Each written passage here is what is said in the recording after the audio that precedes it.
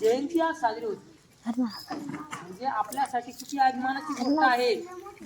आपल्या वडिलांची, आपल्या आईची, आपल्या गावातील एखाद्या व्यक्तीची पुण्यतिथी साजरी करू शकत नाही आपण, परंतु त्या माणसाच्या जयंत्या आणि पुण्यतिथ्या युनोमध्ये नोंद केलेल्या 140 देशामध्ये त्यांच्या जयंत्या साजऱ्या होतात. म्हणजे आपल्यासाठी किती अभिमानाची गोष्ट आहे ती. म्हणजे विचार करा की ज्या व्यक्तीला समाजाने नाकारलं, परंतु ते नाकारलेलं त्यांनी ते स्वीकारलं आणि त्याच्यामधून संधी शोधली आणि जगामध्ये त्यांनी पाय टाकला आणि त्या जगाने त्यांना स्वीकारलं. म्हणजे एवढं मोठं महान कार्य त्यांनी आपल्या बुद्धीच्या जोरावरती हे साध्य केलं, केवळ शिक्षणाच्या जोरावरती हे सगळं साध्य केलं. आणि त्यांनी सांगितलं की विद्या हे वाघिणीचं दूध आहे, जो पेईल, जो प्रशांत करील, तो गुरगुरल्याशिवाय राहणार आणि जगात मोठा होईल. आणि त्यांनी पुढे हेही सांगितलं की शिका, संघटित व्हा, संघर्ष करा. संघर्ष कोणाच्या विरोधात करायचा आहे?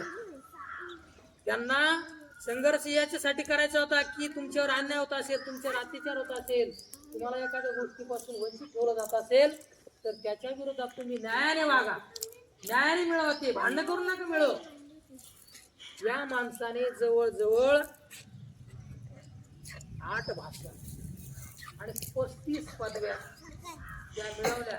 आता आपण म्हणून त्याच्यात काय विशेष आहे? प्रतिकूल परिस्थितीमध्ये एखादी गोष्ट मिळवणं म्हणजे एक दिव्य गोष्ट आहे अध्यक्ष.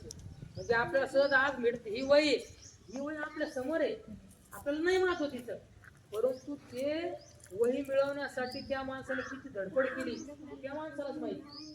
पैसा नाही, समाजामध्ये मान नाही, अशा प्रतिकूल परिस्थितीमध्ये या माणसाने एवढं मोठं साम्राज्य, स्वतःचं साम्राज्य निर्माण केलं. म्हणजे इट इज नॉट जोक. आणि या गोष्टी एवढ्या मोठ्या साध्य करण्यासाठी केवळ त्यांनी आपल्या बुद्धीचाच वापर केला, ना ताकदीचा वापर केला, ना शक्तीचा वापर केला, फक्त बुद्धी आणि बुद्धीचा वापर केला. प्रत्येकाकडे बुद्धी आहे. मी एका ठिकाणी असं वाचलं होतं की माणसाचा मेंदू आपण फक्त 4% जर वापरला तर तो कलेक्टर होऊ शकतो. आपल्या आपल्या आपल्या बुद्धीचा वापर मी तो म्हणतो 0.0% 1% आपण करतो का नाही काय नाही. म्हणजे त्या माणसाने त्याच्या बुद्धीचा किती वापर केला असेल.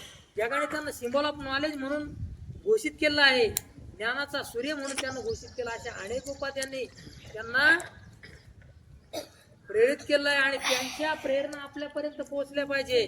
बाबासाहेबांचे विचार देणं म्हणजे हे अगदी एखाद्या वहीचा छोटासा तुकडा आपण फाडून घेणं आहे. ती एक मोठा ग्रंथ आहे.